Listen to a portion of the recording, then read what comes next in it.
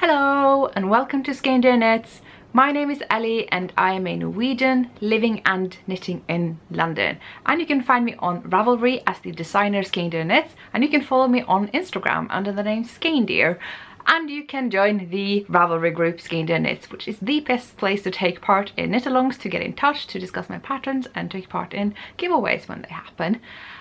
Welcome to new viewers. This is a podcast where I just talk about knitting for about an hour or so. It's just like sharing inspiration, that kind of thing. And welcome back if you are a returning viewer. I'm so happy to have you back here in the blazing hot London. Is why we are doing sleeveless for a change, and this might be a bit of a bra thing happening here, but it is hot, and I'm also kind of reliant on studio lights because the other lights are a bit so and so. It's one of those days. One of those days, really hot. It's gonna get hotter as I record. The light's not gonna help. And I've asked for some questions and answers, not answers, just questions on Instagram to fill up this episode because I keep knitting on the same damn project. So that's just how this episode's gonna fly. Before we get into anything more than that, I have some admin to do. First of all, I will go through my knit-alongs briefly. There is a knit-along for the Winterfjell sweater that is ending very soon, at the end of June. This knit-along is over. You need to have your entries in the FO thread on Ravelry. The rules are fairly simple. That pattern is eligible and you can knit as many as you want. You will have to do one entry per garment, no more than one post. If you only made one, we don't chat in that thread, we just have entries for the FOs. So hopefully that was clear. And there is the year-long knit-along where we strive to make 6 pairs of colorwork mittens for the duration of 2018. And the Skeindeer sock-along that I have decided will go on for at least another month, if not 2, because summer is great for sock knitting. So to take part in that, you just need to make at least 1 pair of my sock designs. There are some quick ones, there are some slower ones, like regular fingering weight socks. It's up to you which one you want to make, really. You can make as many as you want, or just the fast ones. It's all up to you. And yeah, those are my knit-alongs. Now that I've gone over that, I wanted to thank you so much for receiving my Snövotter pattern so well. I found that so much fun just because it's been a long time since I actually put a mitten pattern up there. I have done a fingerless mitten pattern not too long ago, but like the true old Norwegian style mittens that I have done a lot before, haven't actually done in a while, so it's been very exciting to put one of those up there. So thank you so much. It like kind of took me back to last year when all the mittens were doing the thing. And about your feedback for whether to start a Skeindeer newsletter was very much appreciated, and I've taken it all into account, and I will say that it will probably happen, but I don't know when, because stuff is happening, and with the new GDPR stuff I need to wrap my head around that. I'm glad I'm not doing it while I'm running a newsletter, which seems to cause a lot of people stress, so fairly fortunate there. Now, before getting into the meat of this video, I just wanted to thank you for your feedback on last week's videos. I made 2 rather thought-provoking videos, a bit unusual for what I normally do, and you guys have given me a lot of food for thought, and I really appreciated that, and I thank you for being supportive and respectful and challenging me again in respectful ways. I've had a very interesting week regarding that, so thank you so much. And there were a minority of instances where some misunderstood what I tried to say, and given that there was more than one individual, I take some of the blame for that. So I'm just going to spend a very brief moment on clarification. So to those of you who were fed up with hearing me repeat the same thing over and over again last time, not to worry, I won't spend too long. I talked about not to expect stuff to be for free, and a couple of people took that to mean that I am against free stuff on the internet. I'm not. This is now my 75th roughly hour-long video put up on YouTube for you to enjoy for free, on a platform that I get to use for free, on a platform that if I didn't get to use it for free, I wouldn't know how to knit well. I use Ravelry for free. Free stuff is great. I was not having a go at free stuff, I was having a go at the entitlement of free stuff, and that's quite a difference. And so I get a bit frustrated when I have said one thing, do not expect stuff to be free, and it's taken in to mean you're bad if you enjoy free stuff, if you consume free stuff, because I know that all of you enjoy free stuff because you watch this and nobody's paying for that. Like, I do that too. So please don't take it to mean that. What spurred that take on that review was that I heard someone say, I don't see the point of those books because we get it all for free now. I have issues with that because, you know, it ties up with other events in our community that's happened when someone's asked, you know, say Countess of Blaze, to dye a bunch of yarn for free and be paid with exposure, as if you can buy food and shelter with exposure. That's the kind of thing I have issues with, when the hard work the crafters put in isn't appreciated. It's not the enjoyment of free stuff, it's the entitlement to free stuff. I think a good example to explain that is when someone comes up to you as a knitcher and say, oh, will you make me a sweater? And I think probably this is the best example for me to bridge an understanding with those of you who don't do what I do here, because we all knit, and if someone expects you to knit them something for free, that's kind of like bit frustrating, even if that's all you do. I only knit stuff for free for people. I never charge for my knitting. If I make something for others, I will give it to them. I don't charge for it. But if someone comes to expect me to knit them for free, I will take issues with that. That's kind of where I'm coming at with this. You can apply to a lot of scenarios, like, I don't know, I used to go to concerts and the lead singer of the band would always come out and greet us in the queue, but sometimes he didn't. And if I'd reacted with being like, how dare he not come and greet us? We came in all this, I would be entitled, and that entitlement would be misplaced because I have no rights to his time. And that's kind of where I'm coming at with all this. So hopefully that is clear. I am not against free stuff. I think that is great. I just think it's, you know, a privilege and not a right. And some of the other stuff that I discussed was issues related to originality and copyright.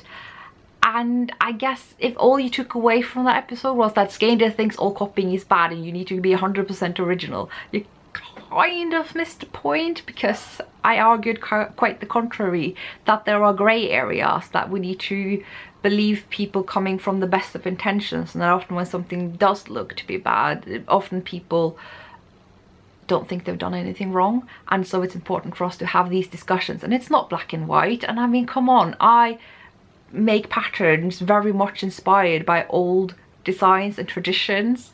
It's not about being 100% original. It's not about shaming or blaming. It's just about acknowledging the grey areas and talking about them and being frank and honest and transparent. And also, I just happened to sit down the other day with this book that I bought a while ago, which is Kate Atherley's Beginner's Guide to Writing Knitting Patterns. Turns out it has a really good section on the issue of copyright on knitting patterns. So if that's something you're interested in, I would recommend that. If you are someone who writes knitting patterns anyway, this is golden. I don't like agree with everything in here just because I always have to do my own thing and I'm like kind of insufferable for that, but I think this is good. This is like my go-to guide for pattern writing, and I really should utilize it more because it's good. It does cover that yarn weight system that I have absolutely no time or love for whatsoever, that I know big box craft stores use. I am more inclined to use a system that dedicated yarn shop to use, but it is mentioned in here, so you might just I don't like it. But I like this book, it's really nice. So it has this entire section on copyright, so I just thought I'd mention it. It just seemed very relevant to what we were touching upon. So it talks about what is copyright and what is copyrightable, how do you copyright your work, what can you do with other people's copyrighted work, managing your copyright, other types of intellectual property like, you know, Creative Commons, that kind of thing, and where to get more information. It's not the biggest part of this book, so just be aware of that. It's like the last couple of pages, like it's just like 2-3 sheets of paper, but it was just highly relevant, so I thought it was worth a mention. I also wanted to mention that I noticed there were some comments that had disappeared. I'd read them once and then they weren't there anymore. If you decide to delete them, I have no judgment, but in case you didn't, I didn't. So if they just disappeared, I've had that happen before when neither me nor the commenter understand why the comment is gone. I didn't delete any, so I just thought I'd put that out there in case anyone suspected. So now to my one work in progress that I can share with you today. Backstory for those of you who don't know, I have planned a lot of winter and autumn releases that I am working on now. Reason being is I am already into write-up for my PhD. I will be writing a friggin' book on delay discounting, temporal discounting, an area of decision-making psychology that takes a lot of brain power, So I know I will be busy. I know I should be busy already, so I'm trying to prepare for the hot season, the cold season, but the hot season in knitting, where we really want to, you know, get our grubby hands on all the patterns. And publications are hot then, and the cold weather just makes knitting hot, is what I'm trying to say. Not to come up with a clever pun, it's just kind of how it is. And so I am doing that now, which means I can't show you everything I'm working on, which means I have decided to fill up my episodes with other stuff until you get to see the stuff, because of course I will be sharing it with you. And one of the things I am allowed to share with you for the time being is the Hodgson's Joy by Sarah Hatton, which I am beta knitting for the fiber company. And now the term beta knitting is a tad bit vague. It sort of means that I'm sample knitting in the sense that I get pattern support and I'm asked to make this thing, but I get to make it for me in my size for me to keep, kind of like a test knitter who gives feedback as well. It's sort of a nice sort of middle ground between test knitter and sample knitter. It's a really nice sweet spot actually. And I have cast on the second sleeve just to have that going. It's a lot easier once it's ready on the needle. So that's not gone very far. The other sleeve have, however, so that's getting quite long, and I am past the elbow, kind of up to here. There's probably like this much left before I need to start shaping it. And I love the pattern still. It's really nice. It's not fast, because you know me, usually I can finish a cardigan with this gauge fairly quickly. Not happening here. There's like lots of slip stitches and tuck stitches, and it's taking a bit longer, but it's very mindless. It's really easy to memorize. I can bring this to any knitting meetup and group and thing that I go to and always bring this thing out, so that's really nice. I'm also about halfway through with the body now, so this is probably the best way I can show you just how far I've gone. So I want to say about 6 centimeters to go. That's just, I don't know, 2-3 inches. Don't really speak in imperials, but hopefully that helped you. And there we are. Again, same mindless pattern. Really enjoying this, finding it very attractive. Bottom bit I wasn't as keen on. I hope it will block out a bit because it's sort of bulging, but I think that's mainly due to the garter. I kind of wish the pattern would have told me to go down a needle size for the garter, because generally garter tends to spread out width-wise and squash down height-wise, length-wise, row-wise. So that is where I am at with that. There's really not much more to say relative to last week and the week before that and the week before that. I love the yarn. This is with Lore, which is a yarn that the fiber company are giving out in the autumn. They gave me all of that yarn to knit with for free, to talk about this pattern that's coming with the publication that's coming in with that yarn. So, you know, kind of that's the process that I am working from here. And I won't be able to show you the finished object actually before September. Sorry, they're taking out the trash outside. It's loud. So for a time being, I can't actually show you my FO, but I'm showing you the work in progress as I go along. It's a nice summer project. I'm also working on some other very secret things. I have been working on some more color worksock patterns and this ginormous garment that I hope and think you'll all love. It's very Skeindeer. So I think that's all I have to say for anything I've been knitting this week. Oh, it's so bad I can't show you stuff. This is the worst. If you think it's hard for you, imagine how I'm doing. Like, how this compulsion to share. Like, why do you think I have this podcast? Oh, also, do you like my peonies? I am in love with these peonies. I'm gonna die like I lost a pet when they wither away, because I'm just like besotted by them. They just like open up. The other day I was just like kind of sat here having a bit of a rough day, didn't leave the house, and I was just sat on my desk and I looked at them and I could like see them open up from these little bulbs to be like, it's so beautiful. Just, this is my new favorite flower now. I didn't think I had a favorite flower. I have a favorite flower. Now I have some acquisitions, and this is a bit of an unusual for me. Not that I don't talk about hand-dyed yarn, because I do. I very rarely order hand-dyed yarn. The number of times I have bought it is because I've been at a yarn festival or event or a shop and just been completely enamored with just how beautiful it is. Usually I can resist the temptation online, but in this case it's been a hard one because Regina, who is Herbstblatt Regina from these yarns, she was one of the very first people to ever discover this little podcast and put it up on an Instagram story when nobody else talked about it, when it was just like this like tiny thing with like what, 3 episodes or so. And I will never forget that, and I followed her instantly, and I always had her yarn come up in my feed, and it's been increasingly harder and harder to resist, and I finally gave in. And this is the thing that is to blame, because oh my days, don't you want to eat this? I could eat this skein, and it's important to have a high fiber diet. So it's called Vanilla Cupcake, very appropriately, with the minis called Pretty Love. Also comes with a little leafy stitch marker that's pretty on either side. So there we have it. And that is the lady's logo. Now, because I was placing an order, I couldn't just place one item in my cart, so I put this one in. This is Black Hero, which, you know, very nice shade of purple there, very much up my alley.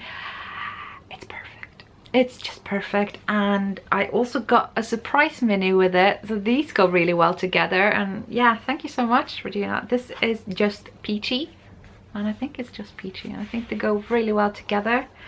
I got this on oak fingering weight, and this really was what got me to buy this, because when she talked about this yarn on her podcast and talked about how, which is something I also have experienced, the big sock yarn brands in Germany, which is where she's from, have kind of started to fail us a little bit. I've heard several people who are, you know, have been in long-term relationships with the big brands and find that they are now subpar. They're not as plump, they're not as strong, they're not as squishy, they're not as sturdy.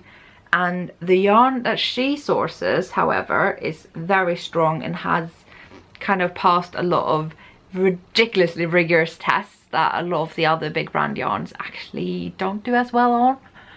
So that really spoke to me, because sometimes I feel like you have to do a trade-off with like how pretty the yarn is and how strong it is, and here you get everything. This is like the best of all worlds.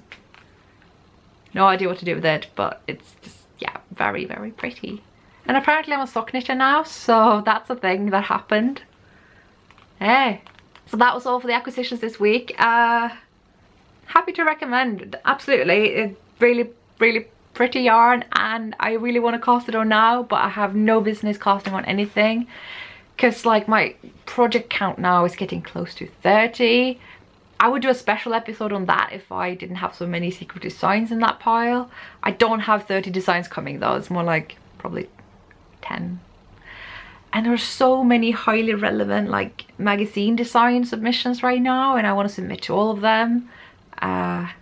And once you submit, you've already developed an idea, so that's already a design in progress. Even if they don't accept your pattern in their issue, you have now suddenly come up with this other thing you want to make, and it's like, it's never gonna end. But you guys are gonna get a lot of garment patterns in the end, so that's pretty good. Oh dear, I've said too much. I'm kind of self-conscious that I sound a little bit nasal today. If you are new to this podcast, I suffer from hay fever, and this is the worst year we've had in Britain for over a decade. Not that I've lived here for a decade, but apparently this is like the worst it's been for 12 years. And you know what? They didn't have to tell me that, I can tell. So I have a giveaway today. I don't usually do giveaways. I usually save the few little things I get to give away for knit-alongs, because I'm such a knit-along addict. But this thing I could not resist doing a giveaway for. And it's for one of my favorite things in the knitosphere. Now, Bladet Garn has given me not just 1 or 2, but 3 copies of the latest circus issue in English. This has been translated into English. It finally happened, and I can share it with you. So I'm gonna have a giveaway with 3 winners. So this came out, this is issue 5 of 2018. I think it's their spring issue, early winter, like, yeah, spring. It's got lots of good stuff in here. It's mainly a circus theme, so you get the idea. A lot of these patterns have trended on Ravelry, which I think really helped the translation of this. I have to show you this one. This is ridiculous. I mean, I want it. Imagine having this in like Cormo or something. Oh, the squish. I think this sweater is beautiful. You don't need to be into the circus theme to love this thing. So And this teeny tiny sweater. Oh, yeah, I could go on and on. Anyway, that will be given away in my Ravelry group, so another reason to join there. I will be starting a thread that I'm going to link below, and what you need to do to enter is you only get to post once, and what I want you to write is tell me who your favorite indie designer from Norway is, and try not to like mention me. Like, I am flattered if that is the answer. It doesn't have to be. I don't expect it to be. I want you to showcase some that we may or may not know of. It's okay if you all mention the very same one. Like, you don't have to come up with the most unique answer. Just like mention your favorite. There's a lot of examples in this issue, so yeah, favorite Norwegian indie designer, someone who sells patterns on Ravelry who is Norwegian or is from Norway, or yeah, that's how you are Norwegian. I don't know where I'm going with this. Hopefully you know what I mean, because I want to showcase indie designers from Norway, because it's still, the Norwegian knitting market is so saturated with the big businesses, the big companies that just make patterns to sell their yarn, which there's nothing wrong with, but we have this huge scene now that's being showcased in the finally translated Bladet garn, the magazine yarn, and it's time that we give them some of our attention. So mention at least one of these designers. You can mention several, you can put links, put photos that you can hot link within Ravelry, so you know that's fine. And yeah, I look forward to see who you're going to mention and why. Tell me a bit about them, you know, what you like about them, your favorite patterns of theirs. Be creative. This is, you know, up to you, kind of. I'm really curious. So 3 lucky winners will be announced probably in the next episode, whenever I get around to record. I keep trying to make this a weekly thing, but you just never know. Now, I am about halfway through recording this episode and I am out of content. So what have I done? I have asked the internet again for questions. If you are too late to ask questions this time around, there is the questions and answers thread on Ravelry. I am not going to include that for today because there aren't that many questions in there that I can answer here. So we'll be waiting until next time I do a Q&A. But at this rate, I'm having a lot of fun with them, and it seems like you guys are doing as well. So I shall keep doing them. And we have at least 14 questions since last time I opened the app, so that is a pretty good number. I think it's not going to take as long as last time, because that was a few videos, wasn't it? A favorite childhood memory or family tradition? I don't know. I'm not really a family person. This is just not really not my... Oh, it's going to sound terrible if I expand on that one. I really treasure my memories with my dad, because I didn't get to spend that much time with him. I only had 4.5 years, so anything I remember from my dad is pretty precious.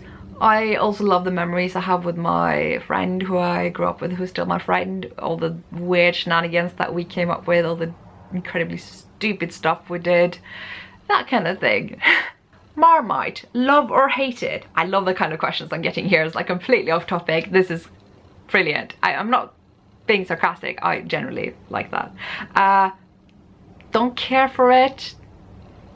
I don't even know like how, if I've properly eaten it on bread. I've just kind of got the impression I'm not a fan. If you're that, yeah, no, I'm not hating it, I'm just not loving it. Hi, I was wondering how you go about weaving in ends with color work. I have only done one big color work project, but I really struggle weaving in the ends with lots of floats and the ends on one part of the knitting, mostly the yoke. It would be nice to see how other people tackle it. Good question. I am terrible at weaving in ends. Nobody ever taught me how to do it, and I often don't do a very good job of it. But in color work, it is sometimes easier because you have the floats. And if you use this kind of yarn, it's kind of very, very sticky yarn. Sorry if anyone saw too much of my bra there. You can just weave it in behind your floats and it will stay there. It's not gonna go anywhere. You just like put it back and forth behind your floats. I recommend choosing just one color of the float, so just put it behind all the gray floats and not the white ones, for instance, you know, all the blue ones instead of the dark blue ones, something like that, because if you do behind both, it can show on the front, because it's just basically going behind your entire work. Other things you can do is actually weave it in from the front, so you kind of go along the stitch of one of the colors. and you can sort of weave it in behind the yarn that you see as you see it from the front. Very hard to describe. I'm sure there are some good video tutorials for that out there. Not my forte.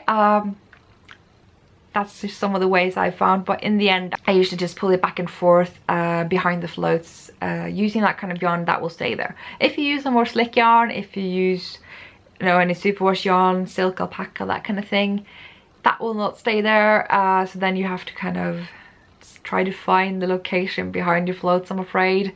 You can still try to do it from the front the way I do, just you need to be very careful that it looks neat, but it should be possible.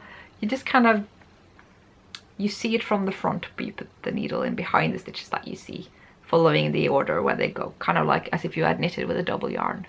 Any knitting goals in the future? Yes, more patterns. Just like, I want to be a full-time designer.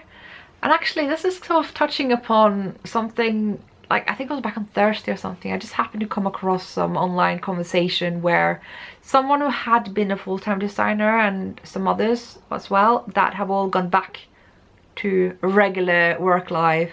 I was sort of making fun of those who are like me, who say I really would like to go full-time designing. As if, you know, are you little naive you thinking you can make it? And I was just kind of feeling like all my goals are just kind of being meh.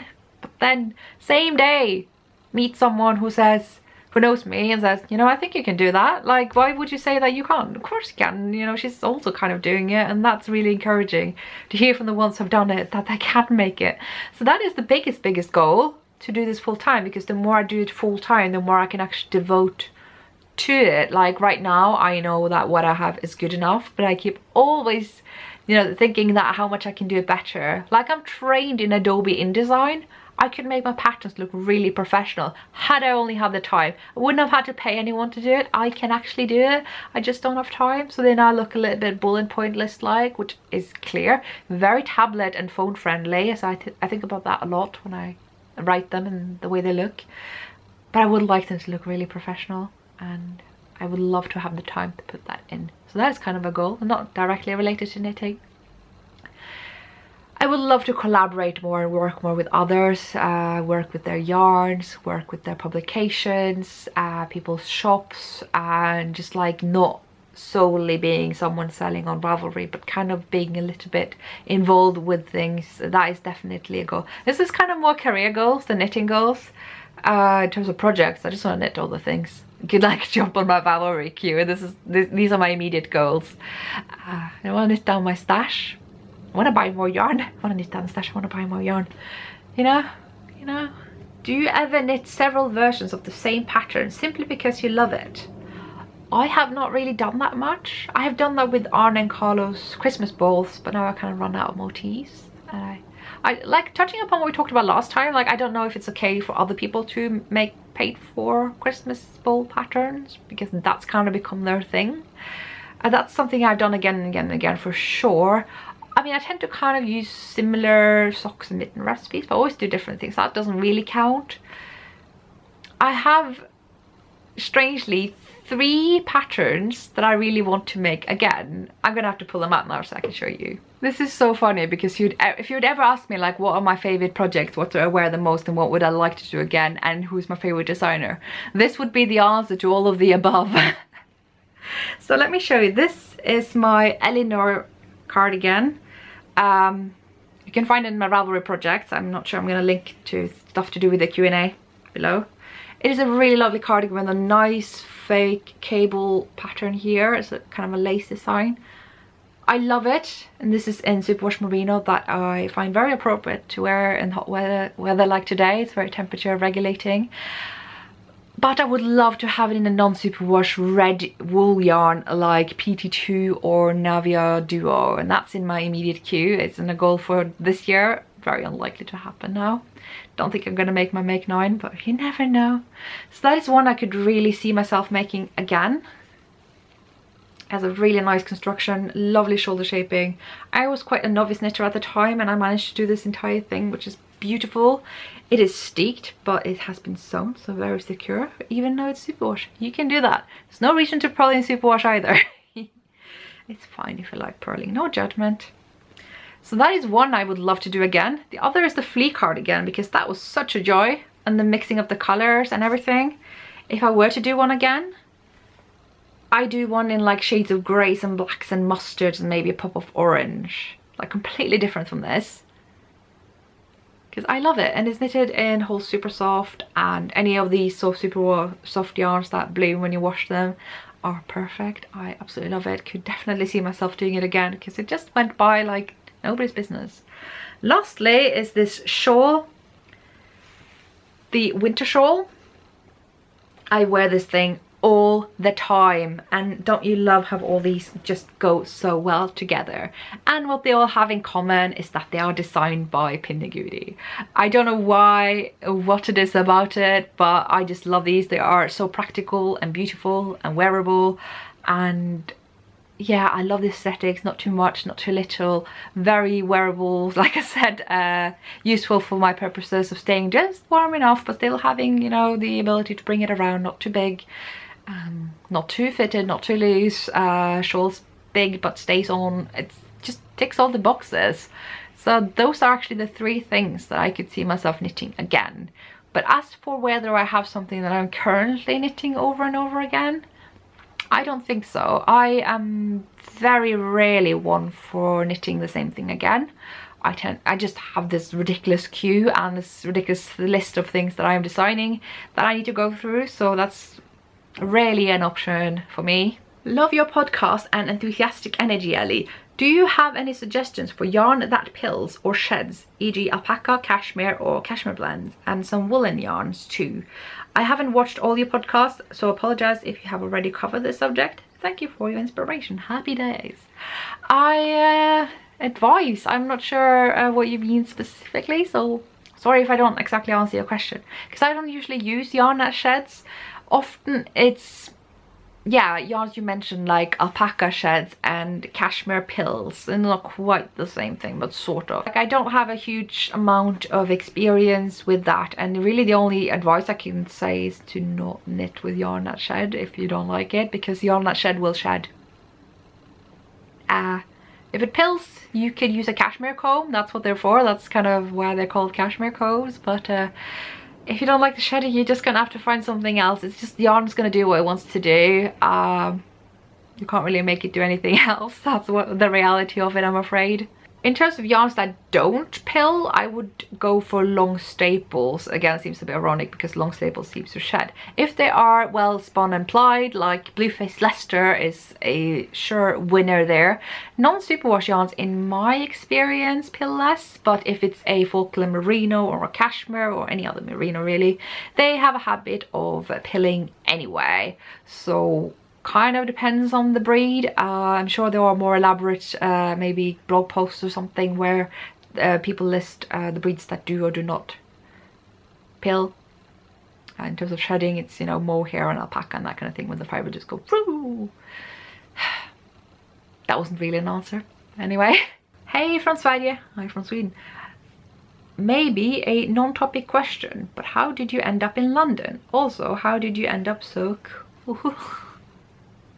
Okay, we'll handle the London question first, and then we can talk about to what extent I'm cool. I moved to London on a whim in 2011. I had just been to London twice during that summer and found that I was more me.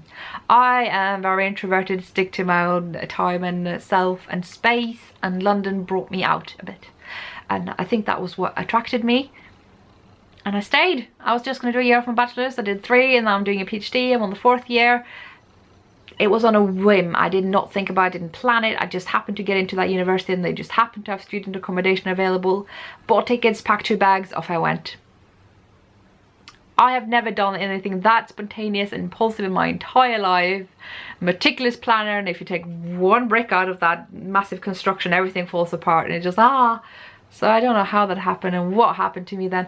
I just have this little blip in like the end of summer, early autumn, where I want to do all the things. The rest of the year I'm like, I'm just kind of happy being home. I'm not doing anything, and I like being bored. It's probably why I didn't have any exciting childhood memories, because I like being boring and doing boring things. I don't find it boring. I find it nice and pleasant. But suddenly I was like, I'm gonna go to London. It's something I'd thought about before, but it wasn't something I'd planned to an extent. I was ready to start my second year of my bachelor's degree in Norway. That didn't happen. I wonder if they missed me because I didn't really say anything. I just stopped going. How I ended up so cool. I'm not going to answer that question. I'm going to touch upon something similar. I'm not cool. I have been the dorkiest of the dorkiest my entire life, and I still am. As soon as I'm out of this context, I'm like the really quiet, awkward one where people wonder, why is she here? And it's very odd for me when I suddenly step into this space, going to yarn festival or a shop, and someone recognizes me from here and sees me in this completely different light. It's not better, it's not worse, it's kind of better, but like, it's so different and it's so strange. And I just think about it a lot, and it's odd. Like yesterday, my flatmate had a barbecue with like lots of normal people, and here I am, being really odd, sitting there with my knitting. I tried not to knit, but that was even stranger then. And just thinking like, I am so different when I'm not Skeindeer, when people don't see me as Skeindeer. Now, my flatmate, lovely as he is, just pitched my knitting business and like kind of hammers in the fact that I'm really cool on the internet. So there was that. But yeah, usually if people don't know me as Skeindeer, they don't really... Cool is not the word that's being used a lot. At all. Have you made any progress with sewing your bags, and do you think you will progress to garments? I don't think I will progress to garments, but I would like to. I wish I would, but I haven't sewn for a while. When I finally got my interfacing, the one I had wasn't really very nice, so I was waiting for good interfacing. Not that I need interfacing, but I'd quite like to. Then it got blazing hot, then I got busy, then it got blazing hot, and I got busy, and now it's hot and I'm busy. But I would like to, I really would. I have lots of lovely fabrics. A little bit scared that I haven't improved to the like rate that I would have liked, because, and it could be due to the poor interfacing, could be just because I'm sloppy. Because I have all these really lovely fabrics and I want to make sure I make the best bags possible with them, and that's a lot of pressure on someone who can't sew to save their life. Some design related questions. What programs, websites do you use when designing your patterns? I use Excel. There are a lot of devoted knitting pattern softwares out there, and the ones that I have tried, because they are free of charge, I haven't really cared for. Find them more steps involved to get what I can get more easily with Excel. As for the ones that are paid for, I have done trials for them to see if I want to buy them, and even then find that they are a little bit not quite doing what I want. Like, the only advantage I see with them is that they have the knitting symbols incorporated, and I could probably, I think, more easily change colors of things. But Excel has all these like nice features of easily copying patterns so you can see them in a bigger context. I can actually shape the very appearance of the entire garment on there.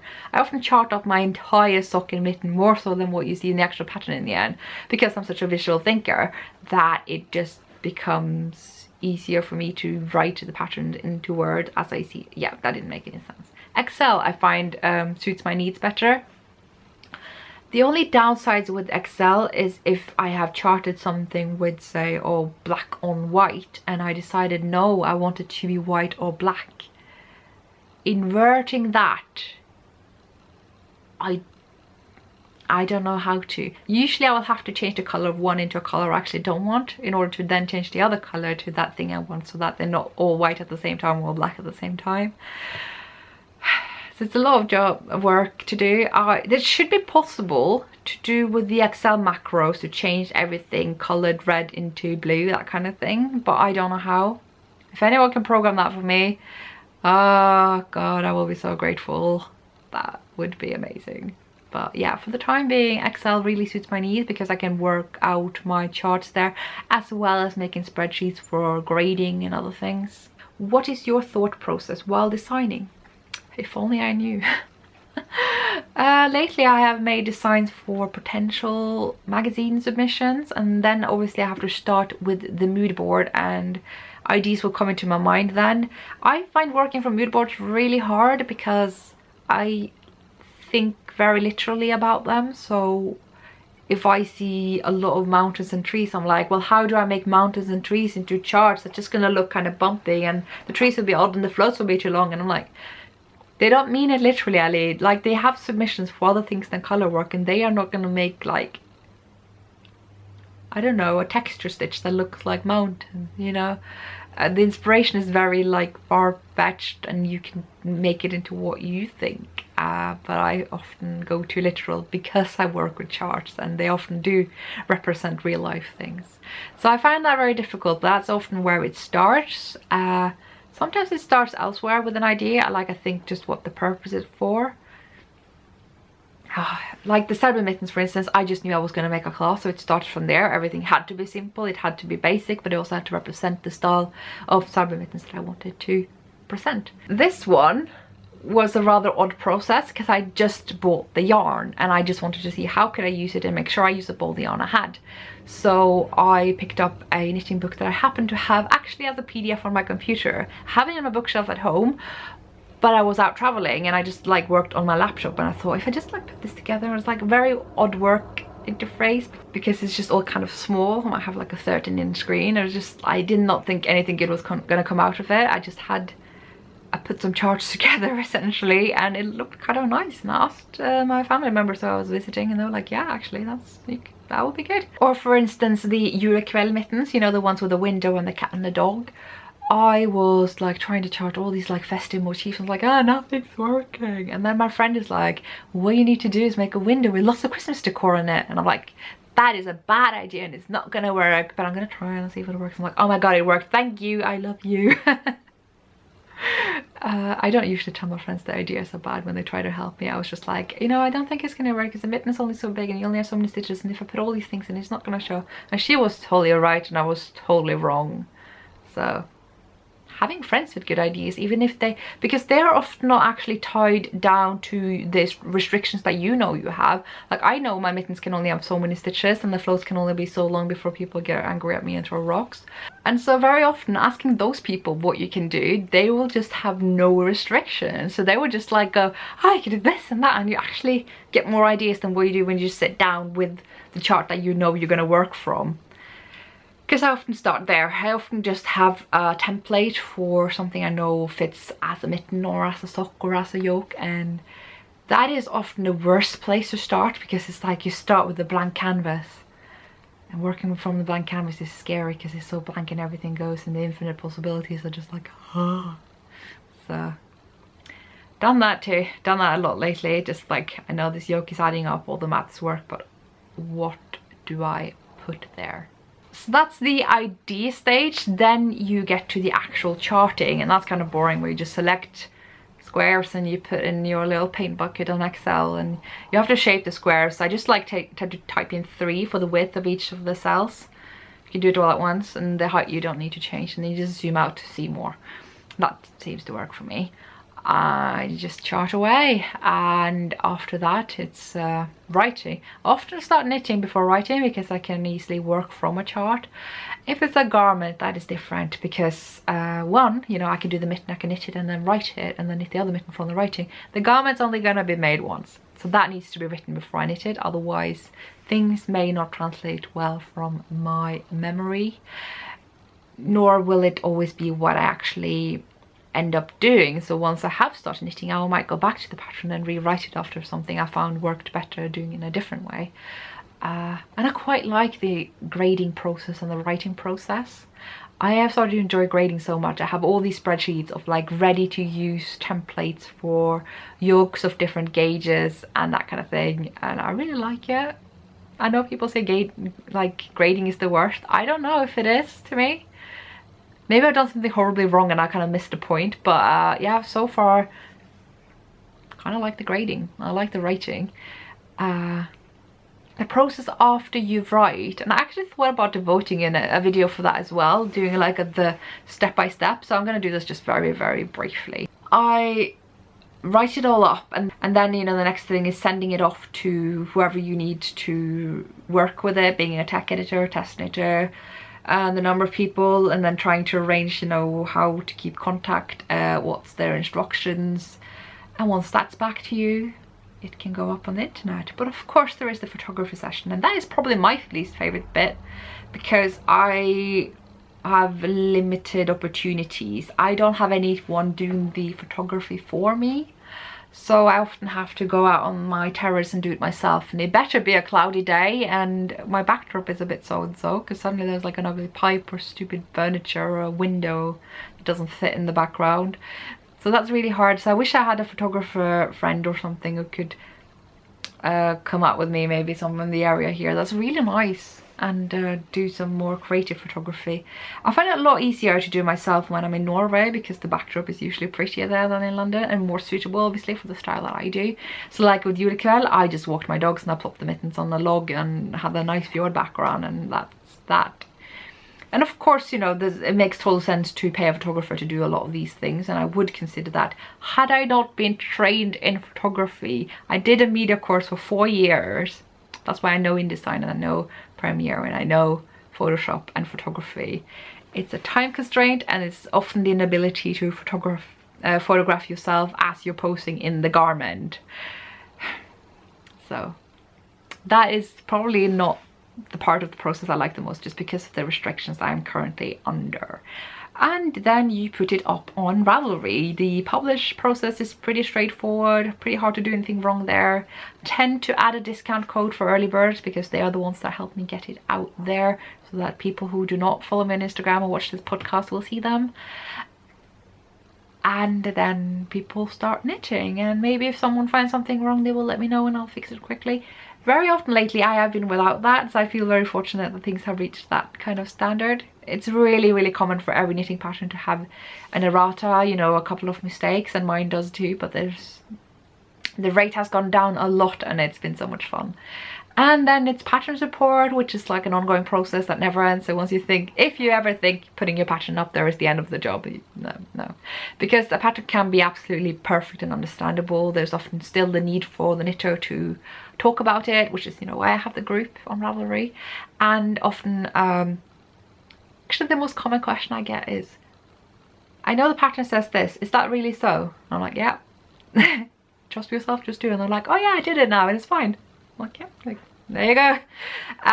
So often it's actually, you know, cases of it being a bit late, having a bit too many glasses of wine, and you wake up in the morning, you find actually that was pretty straightforward and I can do it. Happens a lot. Happened to me as well. I just tend to suffer in silence. That's kind of my way. So that is kind of my thought process. I went more into the more practical steps, but hopefully that was kind of what you were going for. And what would be your #1 advice for beginning designers?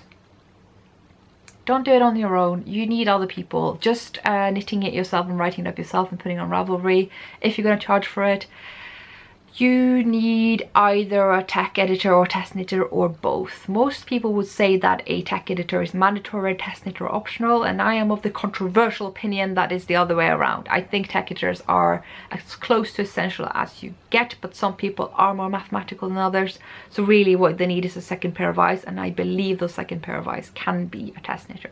Personally, I think it's safer to go with a tech editor, especially if you're new, but you also have to charge. They have to charge for it. So if you don't have any finances, I understand if you can't, but I'm saying that is a good thing to do.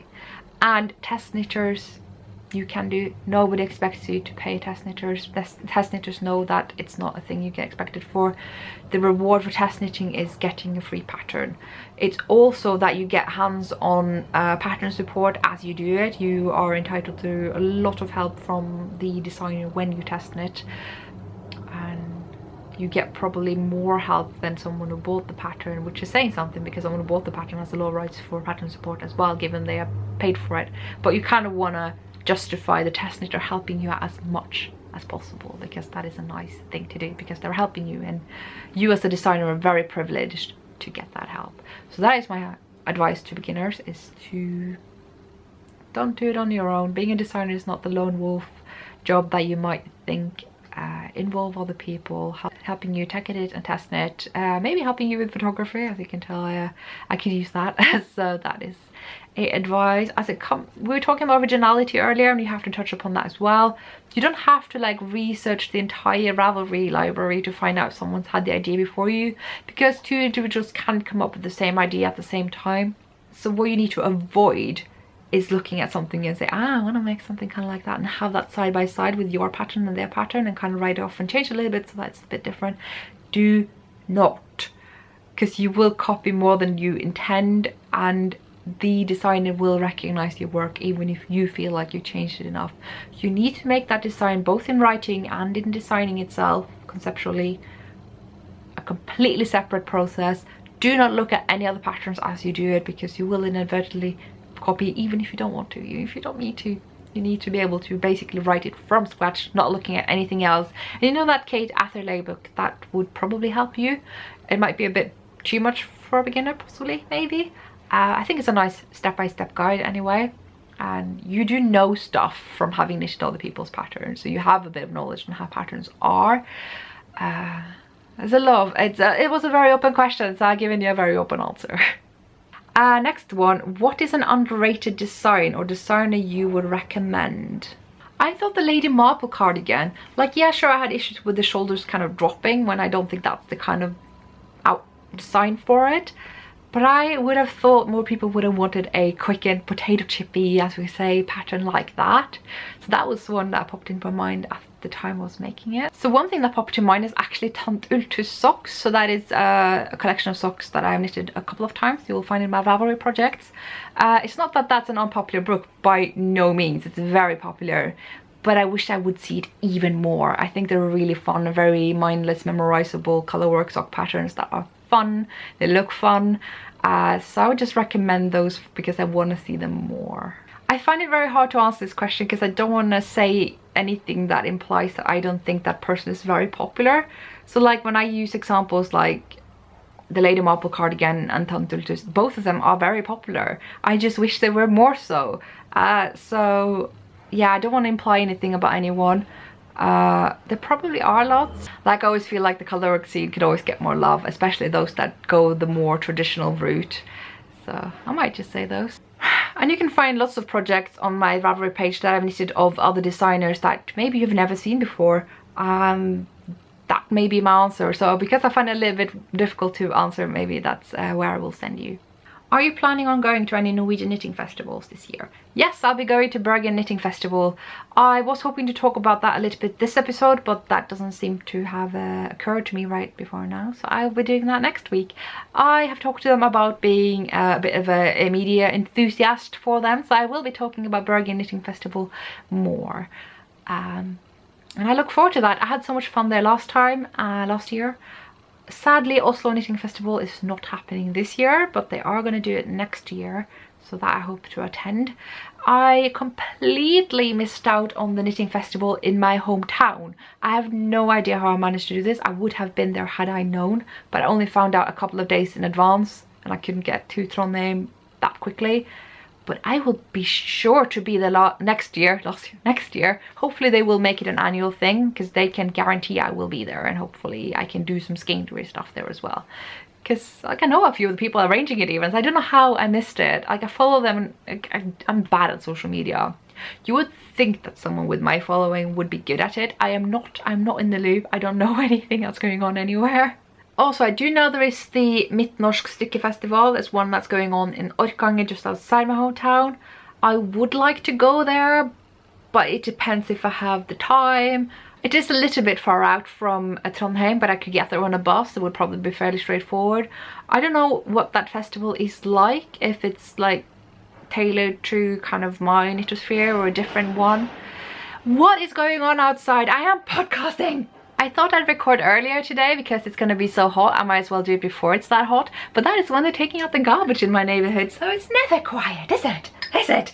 Anyway, I'm hoping to go to Bergen. That is my short answer. Do you have any recommendations on how to best alter patterns to fit your own body shape? I'm petite, short-waisted and pretty busty. Both sweaters I have knit in smaller size fit me like a tent. Way too big. I wish I could look at a pattern and right off the top figure out what mods to make, but I'm clueless. Do you have any advice for this or good resources? Kind of depends on what you mean by fit, because do you want it to be no ease? Do you want it to be, you know, the exact measurements as yours, or slightly above? So I touched upon it last time. basically what you want to do is divide your stitch count by gauge. That is basically how you design. And your question is kind of asking how to design, because that is what you mean if you want to modify that much. You essentially get into design territory. And then you basically find the relationship between stitch count and measurements by dividing that stitch count onto your gauge. So if you have 200 stitches and a gauge of 20 stitches per 10 centimeters, you need to divide 200 stitches by 2. That is 100. So you have 100 centimeters. It's probably the simplest way I can explain it. And so if you know that once you get to your bust, if you're knitting, say, I don't know, bottom up, once you're up here, you want to get to a stitch count that would fit that, you need to basically multiply 2 by that measurement. So let's say you are 100 centimeters around your bust, and you know you have a gauge of 20 stitches per 10 centimeters, you need to multiply 100 by 2, i.e. you need 200 stitches to get around your bust. If you then know you may be knitting top down and you have 200 stitches here, you know you need to go down to, I don't know, 80 centimeters for your waist, if that's what you want. Then you need to take 80 times 2 if your gauge was 20 by 10 centimeters, and then that will be 160. So you need to go from 200 stitches down to 160. That is probably the best way I can explain that. You will need to kind of try on, unless you want to get into the world of row gauge, which is just as easy but worse. I don't know why I find it worse, because I mean I find it hard to measure row gauge, because each stitch is kind of into its own. So there's one V into the other, and then a V into that, and a V into that. That was very well explained. So it's kind of sometimes a bit difficult to know where one begins and one stops. So you need to decide, okay, I'm measuring from the beginning of the V's, and I always get different row gauges if I measure even the same garment. It's odd. That's because knit fabric has that elasticity, stretchiness, it changes, it's malleable. So I recommend for the length to just try on. Often what I find that small sizes struggle with is the assumptions that pattern makes about the ratio between their shoulder width and bust size. We often choose patterns based on our bust size, and then the shoulder fit just follows, and it may not always do. You may have a smaller bust size than your shoulder width would indicate. You may have a larger bust size than your shoulder width would indicate, and it's harder to figure out the shoulders. I don't have a very good answer for that, other than maybe then choosing the size that fits your shoulders the best, and then modify to get the stitch count you need for your waist, your bust, and then your waist if you're doing top down. It is complicated. I can't really go more in depth about that here, because it takes a very long time. What kind of thumb or thumb gusset do you like best and think give the best fit? I quite like the thumb gusset. It's called the thumb gusset. There are lots of different thumbs out there for knitting, but there are primarily 3. I have a feeling I've talked about this before, but it doesn't hurt repeating. There is the thumb gusset, the sword thumb, and the afterthought thumb. The afterthought thumb, you just knit the mitten in one piece, same stitch count here all the way up here until you decrease to the top. You don't do anything else, and you knit in a bit of a thread, or you pull out the thread you already have. You just kind of rip out a piece and put in your thumb and knit it up. No shaping, no gusset, nothing. Very common in Gotland mittens and Latvian mittens, Estonian mittens, and these are Baltic mittens, and it's sort of traveled to parts of Sweden such as the Gotlands. And I don't really care for it, but it's not as bad as you might think. You may go, oh, it's no good fit. Well, mittens aren't supposed to be as fitted as socks, so it could actually still work out pretty well, and often you will then avoid the issue of disrupting your overall mitten pattern. So it has its pros, it has its place. And then you have the sword thumb. The sword thumb is what most people think is anatomically best, but I would beg to differ. The sword thumb is when you make a mitten, the whole mitten is just one stitch count all the way up here. Same decrease. But as you work here, you work out an increase on this side and on this side. So you get a thumb that grows out sideways. Seems to fit because this is your hand, right? It will be shaped exactly how you see my hand now, except the thumb actually sits a bit in the front. Usually when you have your hands relaxed, thumb sits here. It's not out on the side, it's right here. So I like the thumb gusset, the one you will see in Norwegian saddle mittens, because it has this little gusset here, comes out as a V on the palm of the hand and gives room, gives flexibility, gets quite big up here. You You can reduce that stitch count once you get back here to cast on, but often you retain the same stitch count that you have worked up to get this look wrist to bigger hand fit, and then leave some wriggle room for your fingers. Because while you might think that you have your hand like this in your mitten, so you only need to shape to this contour, you actually want to fit to this contour, because you want to be able to have your hands just kind of dangling in there. It's different than socks. So hand thumb gusset, but you may prefer the short thumb or the off thumb. It kind of depends what you're going for. Are there any colors that you would never use or put together for color work? Low contrasts. I just wouldn't use low contrast. People often, in my experience, underestimate just how much contrast you need. I have this discussion a lot when I work with other people, when I work with people give me yarn support for whatever reason, them being dyers or shops or any other context.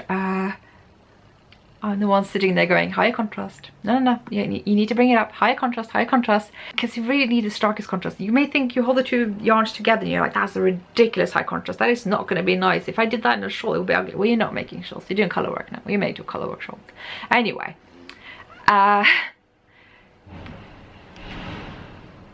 Don't tell me you didn't hear that, because that was a big bang.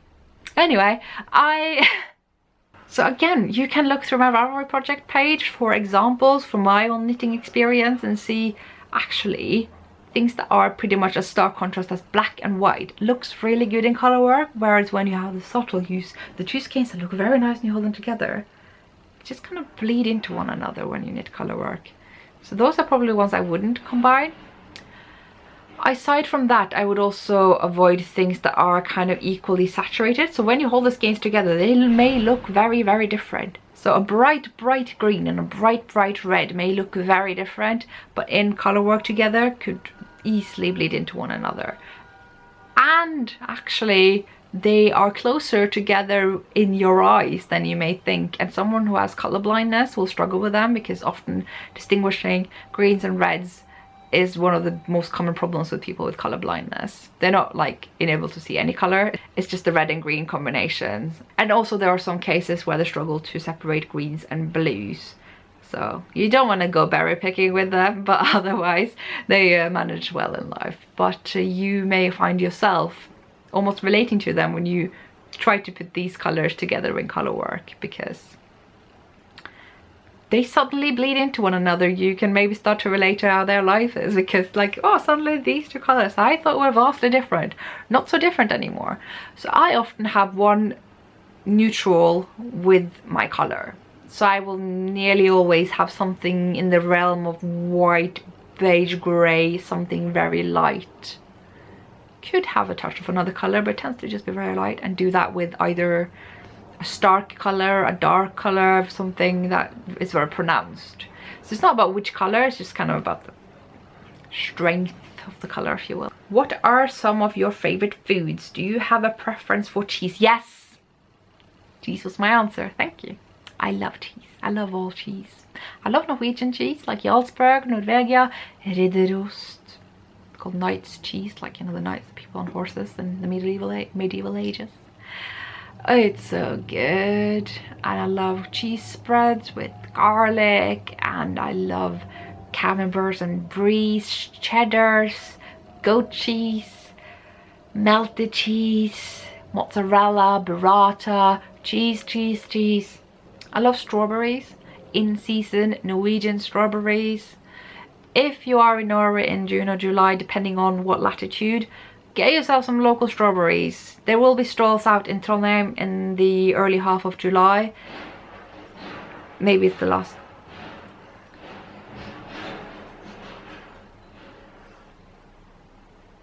Maybe it's the last half of July. But yeah, when the Lensvik strawberries are in season, you will be willing to part with all of your money. They charge like £5 to £6 for these tiny little baskets of strawberries, and I would happily pay tenfolds because they're that good. I love strawberries. I think I saw that you make triangle swatches. Can you please explain how you do this and why that works for you? I had to swatch last week and couldn't find any info on this method anywhere. I just started with the Hansel hat and I had to swatch for it, and I realized actually just knitting the beginning of the shawl is the swatch. It starts with 1 stitch, and then 2, and then 3, and then 4, and it just kind of works up that way. And I was like, well, if that's how I knit that shawl, that's how I want to swatch it. And I just kept carrying on doing it elsewhere. It just means that when you're just working up a few rows, you don't have to work that many stitches, because you want to get to a point where you have a bit of distance from the cast to get a true gauge. I may now not advocate for starting with 1 stitches, but you can start off with fewer stitches than what you end up having before you actually want to measure your gauge. But like, maybe just making a square is the best way. I'm just being lazy. That is probably the main reason. Also, my swatches never represent where I truly knit, so there is a comment to this question on my Instagram feed, so you may want to check out that answer because it may help you more. Someone asked, how do you recommend softening up yarns like all super soft? Wash it. Just wash it. I put it in the washing machine with Woolite. You can use Milo in Norway. Any detergent that is meant for wool. There are better sources for finding out what is good and isn't for your knitwear than what I can provide, because I don't really know much. I just tend to go for things that appear to be safe. But I know Anna of Dunkelgrön podcast has talked about it, and you can often have a quick Google to find out how to wash wool. Some people use dishing soap, dish soap, to get the oils out, because that is why it softens up. A lot of yarn soften up just because it's being treated, and that just like highlights the features. With Holst, it's a special case of it being full spinning oil, and once that oil is washed out, the yarn comes to its full right, and that you have to wash out. What are some of the books that you feel are essential for knitters? I'm looking to expand my library, but I have no clue which book to get. I have a remarkable number of books, but I'm not sure if any of them are essential. Like, depends what you mean. A essential knitting book will actually cover just knitting and not patterns. You may want to look into, say, the Principle Knitting, which I don't have, or the Vogue knitting book I talked about last week, which just covers knitting in general. So that would be kind of like an essential in the sense that it touches upon knitting as a topic. Then you have reference books, history books, and pattern books. History books are for the specially interested like myself. And then you have reference books, which really isn't that relevant unless you like to modify or design. And then you have pattern books, which is down to personal preference. So I don't know if you want any personal recommendations on books, but I did make some in the last Q&A, so I struggle to just going there, and I want to save people from seeing the same content several times. But yeah, you may want to consider if you're going for reference books, you know, full of stitch patterns and that kind of thing, if you want a general knitting guide, or if you're looking for a more historical background kind of book, or a book with patterns. And there are books that have a collection of designers, books that have designs coming from big companies, books that have designs sourced from historical sources, and books from indie designers, being just one or several. So there's a lot of options for you there. And of course they have knitting magazines, and then you get a huge variety of things that kind of sort of follows the same theme. It's a big world. I can totally see if you would feel a bit overwhelmed, because where do you really begin? Talk about your sock along. Well, I just did earlier, so hopefully that's okay. You mentioned a way back that it isn't wise to use alpaca or alpaca blends for colorwork mittens, but a lot of people seem to do so. Do you still hold that opinion, or has it changed over time? I have some Sandnes garn alpaca I bought from Norway that I'd love to use for Selby mittens or similar. No, I have not changed my opinion. I don't think alpaca is good for colorwork, but you do what you want. You can use any yarn for colorwork. It depends on what you want from it. I don't want the effect alpaca gives colorwork. That is why I don't use it. If you want to use alpaca for colorwork and you don't mind, or you like how that looks, use alpaca for colorwork. I don't agree with Sandnes' recommendation to use alpaca for colorwork. You will find that a lot of the big companies in Norway will recommend that, be it Sandnes or Drops or Dale or even Rauma, because wool has a bad reputation, as I'm sure everyone watching this knows, that people think that wool is scratchy, and all wool is scratchy. And especially the yarn suited for colorwork is just horrible to wear, and alpaca is so much softer. I've heard it all before, and I don't agree. Again, it's very subjective. I don't like alpaca on my skin. When I hold a skein, it feels great. When I put it on, I find myself doing this all the time because it's so hot. Alpaca is way warmer than wool, and when you're warmer, you itch more or scratch more. So that is another reason why I think it's a bit misguided, because it's been offered as an alternative to scratchy yarns, and now I'm like, I don't know if it is though.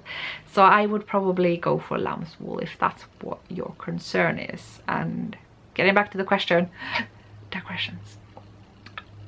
I just don't agree with the company's choices to front alpaca for color work. I don't think it's a choice they made based on any knitting wisdom. I think it's a business and marketing choice. I think it's a choice they made based on how they can best sell their yarns and knitting patterns for people who may or may not know that much but are concerned about the scratchiness of wool. That is my pure speculation. I don't think it comes from a place of necessarily thinking that is the best option. Similar to the earlier question, with you taking up sewing, would you be interested in taking part in the Andy Satterlund Ladybird outfit along next year? I would love to, but no way. I can't sew. I can't. I've done some bags, yes, but you want to see them up close? No, you don't. So I would love to. I think it's a really, really, really cool initiative, but there is just no way I'm ready for that. Absolutely no. But oh my god, it's a goal. It's a goal to have. In what context, oh, I'm trying to translate this on the go. In what context do you think it's inappropriate to knit? I knit almost everywhere, and I think that's completely fine. Not always in like formal companies, but pretty, like, you know, parties. Like formal parties, like weddings, that kind of thing, I think she means. But almost always in meetings at work or otherwise. Is it different in norms in different countries you've been to? Thank you for an inspiring podcast. I started mine because of you and a few others. So I hope I translated that roughly well on the go from Norwegian to English. I personally think you can knit in just about any context. Like, yeah, no, I wouldn't bring it out in the funeral, but really people just need to be able to tolerate that some people need to occupy their hands to be present. I know, I understand why some would think that if you knit, you're not paying attention, you are disinterested, you may be bored, you want to do something else, and interpret knitting as that when it's not. Speaking only for myself, I'm not hyperactive, but I'm very fidgety. I can sit still, sure, but I can't sit still. I sit for the majority of the day, more than I should. I'm gonna have an early death, but anyway, I can't sit still while sitting still. I need to do something with my hands, and if I can't, and you are talking, maybe you have a presentation that is important, maybe you're hosting a meeting and I need to pay attention. If I can't do anything with my hands, I can't hear what you say. I don't know what's about that, but so for me personally, it's very important to be able to do something. Be it scribbling something or tearing a piece of paper to shreds, or knitting and doing something productive, something that suits me and centers me. So personally, I think people just need to get over themselves and accept that knitting is a thing that helps a lot of people be present. But I understand that they don't, and I do find that that is different in Norway and the UK. But I've talked a lot to people in the UK who still maintain that they can bring out the knitting in a lot of contexts. They bring it out in conferences and meetings, academic settings. I am the only one who does it in my academic settings, but I do it anyway. And most people seem fine with it, but then again, they're English, you can never really know. The contexts where I have brought out knitting in Norway may have been different. My jobs in Norway have been fairly kind of on the floor kind of jobs. Like I would bring up my knitting during lunch hours when I worked as a hospital cleaner. I'll say that's a story. And I was of course not the only one there. There was lots of people knitting during lunch. I would bring out my knitting at lectures in Norway, but then again, lecture halls in Norway are huge. Nobody's even gonna see that you knit. And I think that would be perfectly normal in Norway. So nobody would probably bat an eye on that. And I know people in the UK bring it out in conference settings. So I do find that it is more common in Norway simply because knitting is more common. But the acceptance I think we need to work on everywhere, and that is basically just maybe walking up to the presenter beforehand and say, you know what, I'm gonna bring up my knitting. It's not because I'm bored, but if I don't, I'm just gonna drift off, because that's what, I don't know, it's gonna be hard to explain sometimes, but you can just say, you know, better that I do this than sit on my phone like some of the other guys, eh? So I don't know, you didn't really ask for advice, but that was some thoughts I had right there. But I would say yes, the norms are different. There is a higher acceptance in Norway, but I wouldn't say it's 100% anywhere. But I don't know. Haven't tried every context yet, and that is a goal, isn't it? How is your knitting binder going? Are you enjoying keeping up with it? I am not keeping up with it, and I wish I were. Problem is that my printer is a bit so I need to print out more of the templates that I fill in. So now I have yarn scraps and labels thrown around everywhere in my room that I know I am going to put into the binder, but I just haven't. And for anyone who doesn't know what on earth I am talking about, I bought this thing on inspiration from Katie of the Inside Number 23 podcast. 22, it's 23 anyway, and she had done this thing with making custom sheets where you fill in your knitting project. So this is the project I'm currently working on. It's the Drema Cape, in lack of better names. I put in my host labels and some yarn samples. I have my Fern and Feather, some yarn samples here, some more notes on needle size and stuff. It's just really nice. I like Ravelry more though, because you can add photos. Obviously I could print photos here, just haven't. But it's a good place to store your labels and yarns. I really like the first page I did. I really went in for that one. I even stupidly put in the chart here for everyone to see. It's like, yeah, lots of info that I put in here to write up the pattern eventually. So it's a good idea, it really is, to store yarn samples and labels, so you don't have to have your yarn around all the time when you wonder, what was that like again? That was pretty good, wasn't it? But yeah, I'm really behind on it. The thing is, on Ravelry, I will just add my project page up right away as soon as I cast on, and I will update it every time I have done something. I keep my Ravelry project page pretty much as an open tab all the time, so I always look at, is there any way I can update and feel like I'm progressing more in my knitting? It's almost like the Ravelry project page is the driver behind my knitting, which is only half true, because if it were completely true, then I wouldn't have so many whips, because that is a thing that does not look very nice there right now. And it's even lying, because there are whips that aren't there, which I feel very stressed out about. Not having a lot of whips, but just not having them all on Ravelry. My brain is odd. Okay, so this is in Norwegian, so I'm going to try to translate again. It is a little difficult for us Norwegians to understand the difference between DK, fingering, and so on.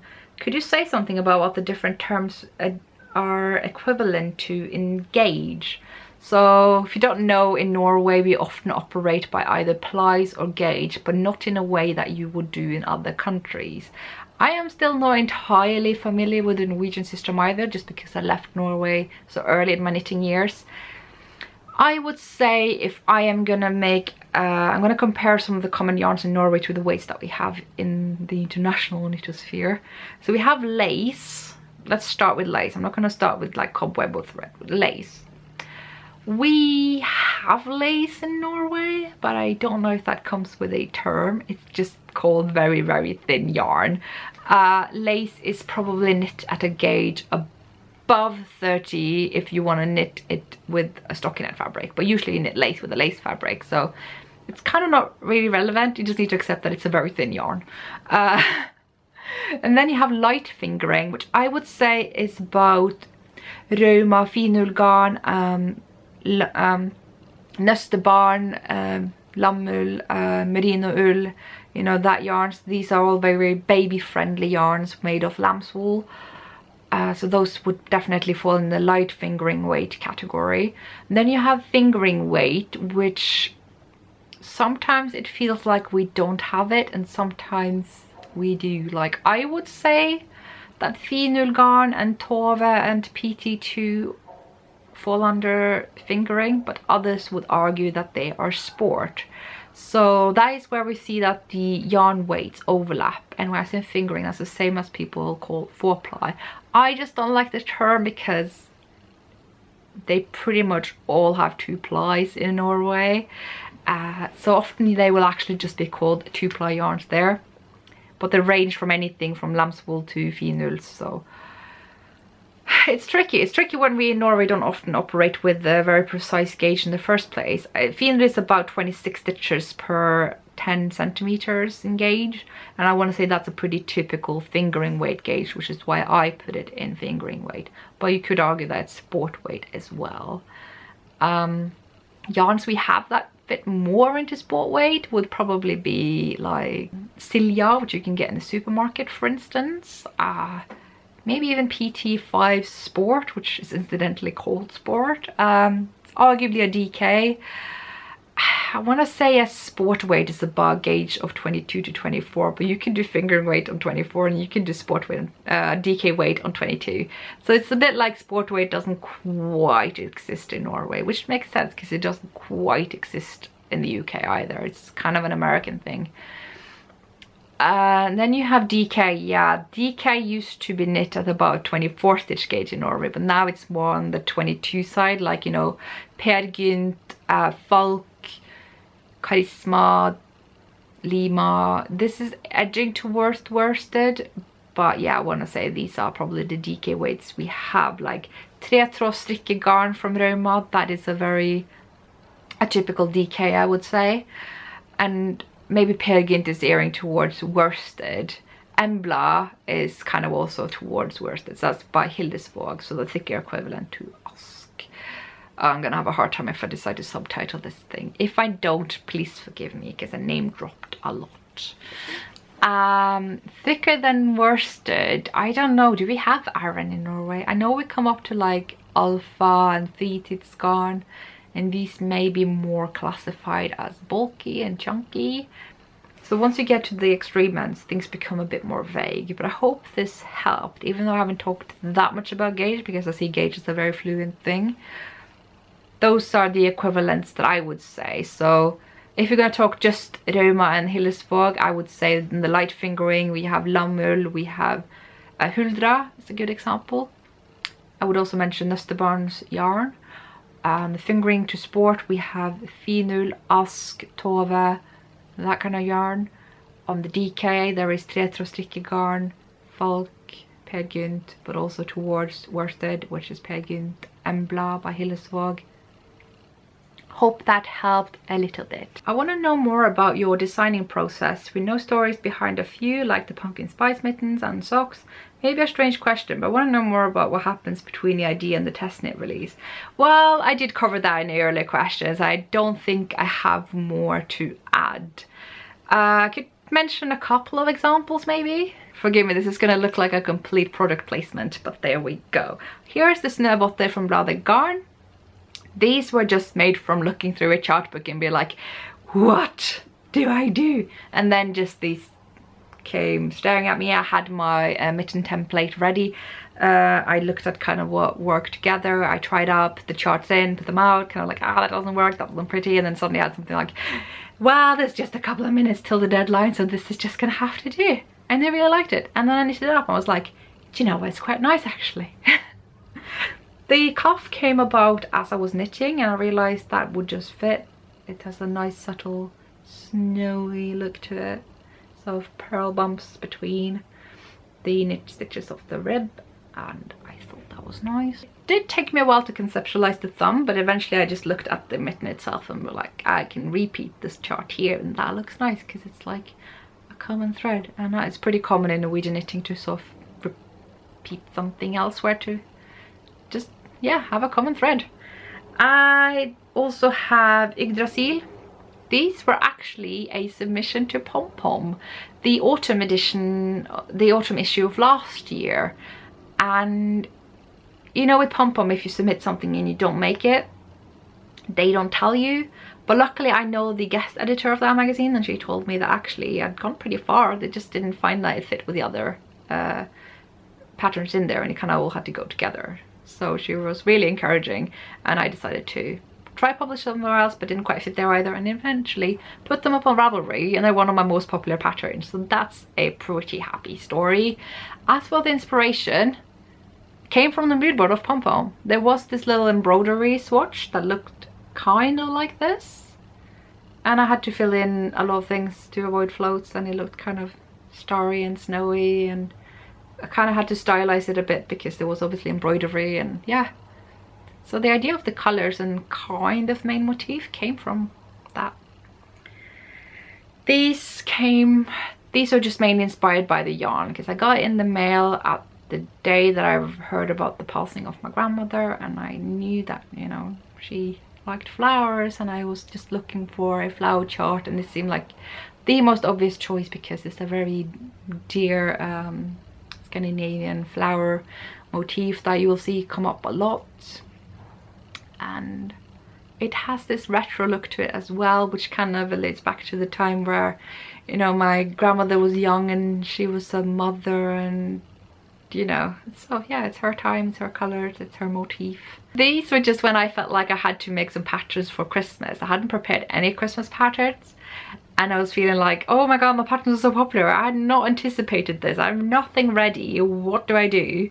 And I'd happened to buy some Turkey wool earlier, and I just put together the cheesiest stuff I wanted to put together. I did not think this would look nice. I thought it was going to look completely cheesy, tacky and tasteless on purpose. And then I knit it up and it's really kind of beautiful and whimsical. It did not succeed in what I tried to make. I made something even nicer. So I thought I'll just put in stars and Christmas tree and hearts and deer and everything. It's sort of actually balanced out and looks tasteful rather than tasteless. I have no idea how I did that, but yeah, I'm very proud of them though. So yeah, pumpkin spice mittens, that was a pretty obvious one. I pinched the idea of Katie Vincent number 23, who I will mention again. She had just mentioned that she wanted to knit some mittens out of some yarn that she bought when we were out yarn shopping, and she mentioned that, oh, it'd be cool if you could do some like pumpkin spice mittens and we'd do this and that, and I just like, do you mind if I just like kind of run off with that idea? So it just seemed pretty cool and seasonal because everyone seems to be into this kind of drink. I even have one right here. You know, people are all about the pumpkin, so I put a bit of a pumpkin in here. I actually got this chart from this like pixel game where you kind of play a bit of a minesweeper and this picture appears, and I was like, pumpkin. And this one I told you about earlier when a friend of mine was like, you know, you just need to put a window with lots of Christmas things in it, and I didn't really believe that was possible, but I tried it anyway and it really did look nice. And then I was left with the challenge of filling up the top and the bottom, and I was like, I really like those hearts that we decorate with for Norwegian Christmas. They're like these sort of braided hearts, and then the bottom, for some reason the cat and the dog just came to me and I charted them and they looked like cat and dog, and I'm like, ah, what? That worked out surprisingly well. And the colors were just retrieved from whatever I had in my stash. That's usually how it goes. Things just coincide. Because the thing about designing is you have infinite possibilities, and it's sometimes even the restrictions that inspire you. When you know you only have those colors to work with, you only have that shape, that stitch count. That could be sometimes when you come up with the best ideas, because you have that framework to work from. What is your favorite color pairing? Have you ever used a variegated and solid? Why or why not? The colorwork pairing, I am a sucker for grey and red. There's something that takes you back to, I think, Swedish Astrid Lindgren Christmas films, so some of the outfits there. I think it looks really nice just together. It's not the classic white and red or white and black that can be quite stark, although I think it looks really nice, especially with the detailed pattern. You're sort of bringing them a little bit together, but not too much to make them blend too much. And it's pretty, it fits my style, you know, and I like also mixing up greys with burgundies and plum colors, you know, like the 3 projects I showed you earlier, 2 of them had that combination. So yeah, I'm all for the stark colors, putting together black and white and greys, but yeah, red and grey, that's gonna have to be my answer. If I ever used a variegated and a solid. The problem is that the variegated often come on superwash bases, and I prefer not to use them in color work. I am more open to using that in sock patterns because often the nylon need is more important than the non-superwash need in color work. So, and they're also knit so tight for the durability of the sock that if you are at that gauge, you might as well use superwash because it's so tight. The slipperiness of the superwash becomes quite minimalized because it is so tight. It doesn't really have much room to wriggle off elsewhere and look uneven. So I find that in socks I am more open to that, and may just tease you with that. I am working on some things like that.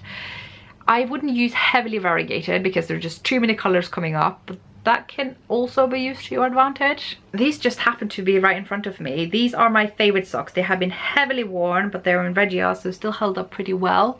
I used self-striping Regia yarn with a beige main color, and they look really, really cool.